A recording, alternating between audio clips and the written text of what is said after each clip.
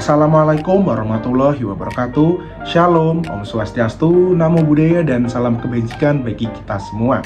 Selamat datang di video pemaparan materi kelompok 9 mata kuliah hukum perusahaan kelas M dengan dosen pengampu Ibu Putri Ayu Sutrisno SHMH dan Pak Bagus Rahmanda SHMA. Saya Raihan Andra dan Nari Haryanto beserta 5 rekan saya yakni Betriana Firdaus, Nisrina Latifah, Amara Syafika, Rasendria Batariseta, dan Bella Sabitah. Kami akan membahas salah satu topik penting dalam hukum perusahaan, yakni pembubaran dan likuidasi. Untuk memperkaya wawasan kita mengenai hukum perusahaan, mari bersama-sama kita simak video setelah ini.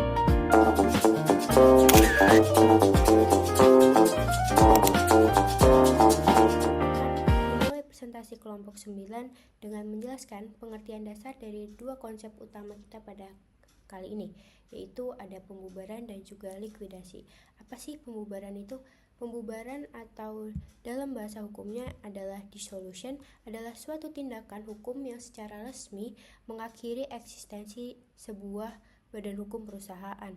Dengan kata lain, pembubaran adalah momen di mana sebuah perusahaan secara hukum dinyatakan tidak lagi ada. Dasar hukum dari pembubaran di Indonesia diatur dalam beberapa peraturan perundang-undangan. Yang pertama, untuk perseroan terbatas atau PT diatur dalam Undang-Undang Nomor 40 Tahun 2007 tentang perseroan terbatas, terkhususnya pada pasal 142 hingga 152.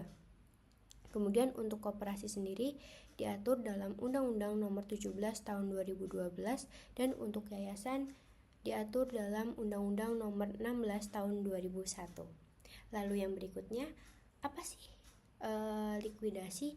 Likuidasi atau liquidation adalah proses penyelesaian yang terjadi setelah pembubaran. Likuidasi ini mencakup kegiatan untuk menyelesaikan seluruh kewajiban perusahaan, mencairkan aset, dan membagikan sisa harta kepada pihak yang berwenang.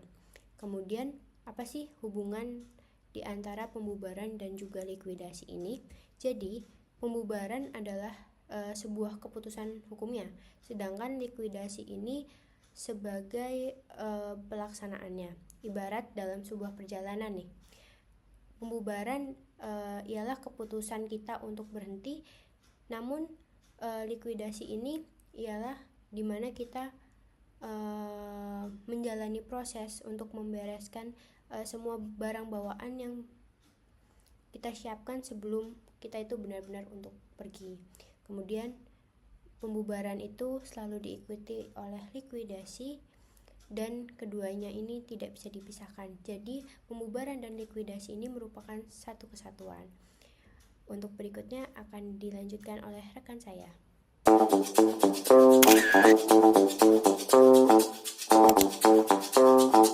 Saya akan melanjutkan dengan membahas mengenai syarat-syarat yang dapat menyebabkan terjadinya pembubaran suatu perusahaan. Berdasarkan pasal 142 Undang-Undang PT, terdapat beberapa kondisi atau alasan yang dapat menjadi dasar pembubaran, antara lain yang pertama, keputusan RUPS. Pembubaran dapat terjadi atas kehendak para pemegang saham melalui rapat umum pemegang saham. Dalam rapat ini, keputusan pembubaran harus disetujui oleh minimal 3/4 dari jumlah suara yang hadir, dalam kurung kehadiran paling sedikit 3/4 dari seluruh saham dengan hak suara. Yang kedua adalah jangka waktu perusahaan berakhir. Jika dalam anggaran dasar perusahaan telah ditentukan bahwa perusahaan didirikan untuk jangka waktu tertentu, maka ketika jangka waktu itu habis, perusahaan secara otomatis bubar, kecuali diperpanjang melalui keputusan RUPS sebelum jangka waktu berakhir. Yang ketiga adalah penetapan pengadilan. Pengadilan negeri dapat menetapkan pembubaran suatu perusahaan atas permohonan dari berbagai pihak, seperti kejaksaan berdasarkan kepentingan umum, pemegang saham, direksi, atau badan komisaris dengan alasan yang dibenarkan secara hukum. Yang keempat, pencabutan kepailitan.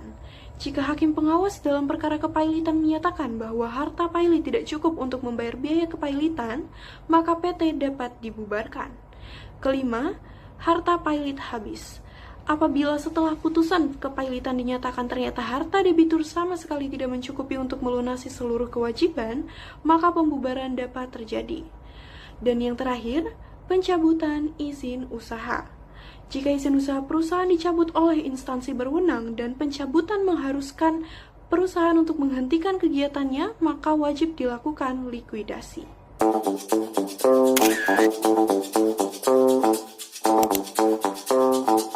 Akan menjelaskan proses pembubaran itu sendiri, yaitu tahapan-tahapan yang harus dilalui secara hukum.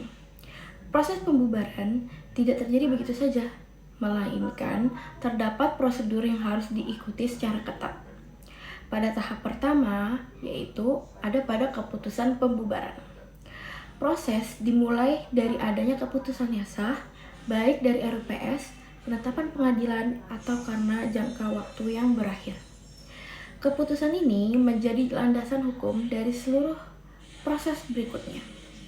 Lalu, pada tahapan yang kedua, ada pengangkatan likuidator. Setelah keputusan pembubaran ditetapkan, harus segera ditunjuk seseorang atau lebih likuidator. Secara default, direksi perusahaan bertindak sebagai likuidator. Namun, RUPS dapat menunjuk pihak lain yang dianggap lebih kompeten atau independen. Selanjutnya, pada tahap ketiga, pemberitahuan dan pengumuman. Pembubaran wajib diberitahukan kepada Menteri Hukum dan HAM. Selain itu, wajib diumumkan dalam Berita Negara Republik Indonesia dan paling sedikit 1 surat kabar harian yang beredar luas. Pengumuman ini penting agar publik, terutama para kreditur, mengetahui bahwa perusahaan sedang dalam proses pembubaran. Lalu, tahap keempat yaitu likuidasi harta kekayaan. Tahapan ini adalah inti dari proses pembubaran, di mana likuidator mulai bekerja menyelesaikan semua kewajiban perusahaan, menagih piutang yang masih berjalan, dan membagikan sisa harta sesuai ketentuan hukum yang berlaku. Lalu, tahap kelima adalah pertanggungjawaban likuidator. Setelah seluruh proses selesai, likuidator wajib membuat laporan akhir yang disampaikan kepada RUPS atau pengadilan sebagai bentuk pertanggungjawaban. Lalu tahap keenam yaitu penghapusan status badan hukum. Tahap terakhir adalah pencoretan nama perusahaan dari daftar perusahaan oleh Menteri Hukum dan HAM. Pada titik inilah perusahaan secara hukum dinyatakan telah berakhir sepenuhnya.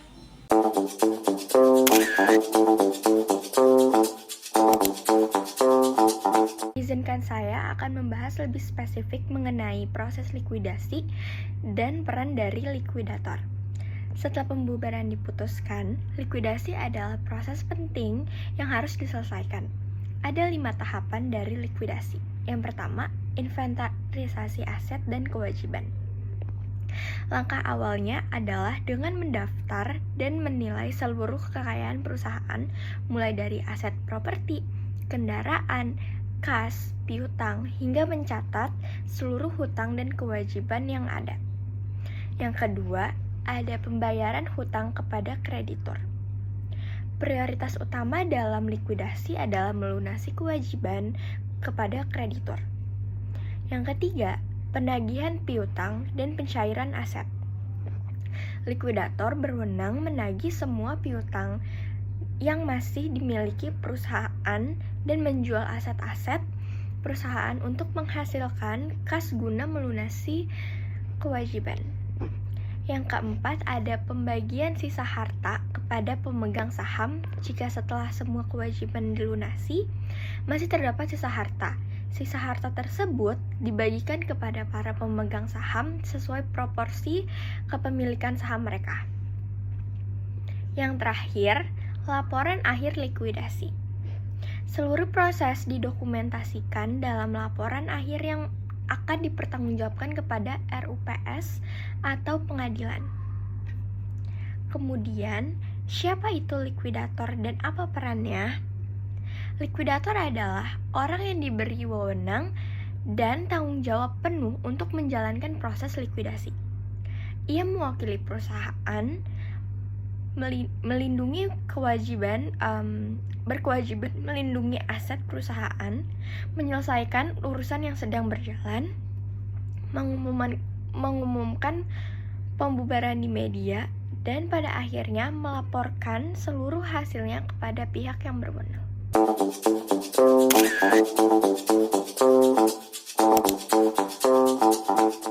Di kesempatan kali ini saya akan membahas mengenai pembubaran dan likuidasi, yaitu mengenai dampak apa yang akan dirasakan oleh berbagai pihak yang terlibat.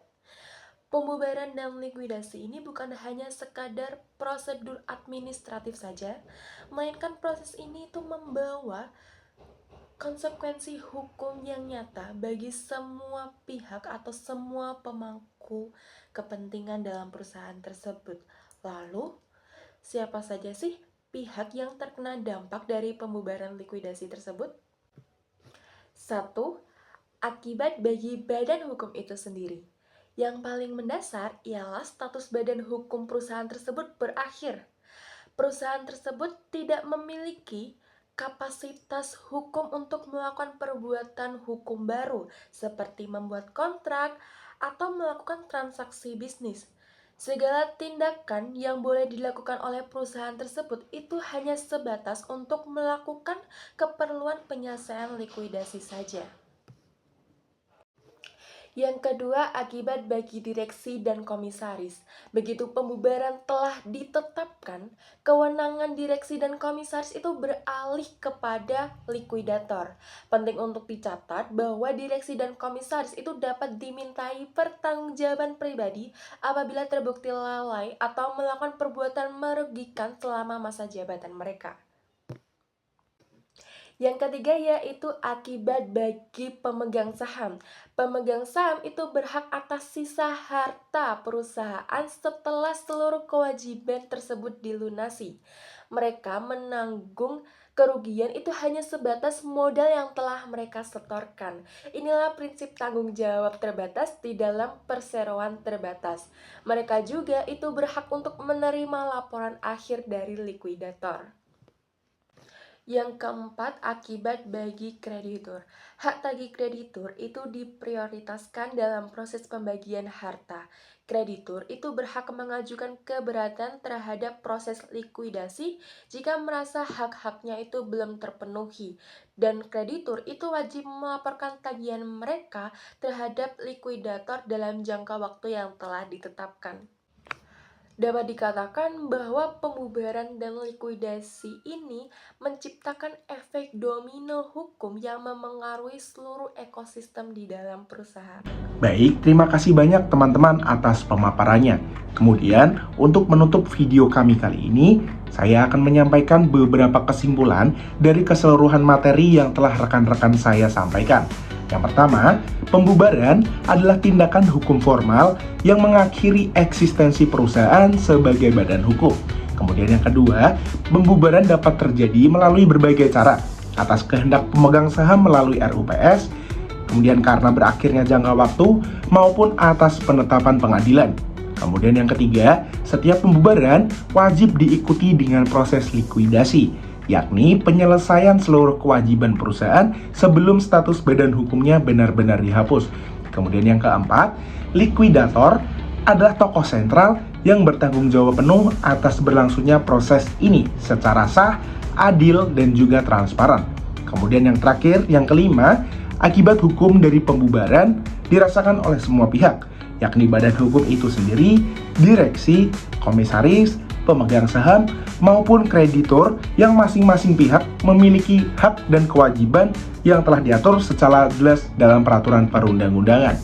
Demikian video pemaparan materi terkait pembubaran dan likuidasi yang dapat kelompok kami sampaikan. Terima kasih banyak atas perhatiannya, semoga video ini dapat bermanfaat. Wassalamualaikum warahmatullahi wabarakatuh. Shalom, Om Santi Santi Om, Namo Buddhaya, dan salam kebajikan bagi kita semua.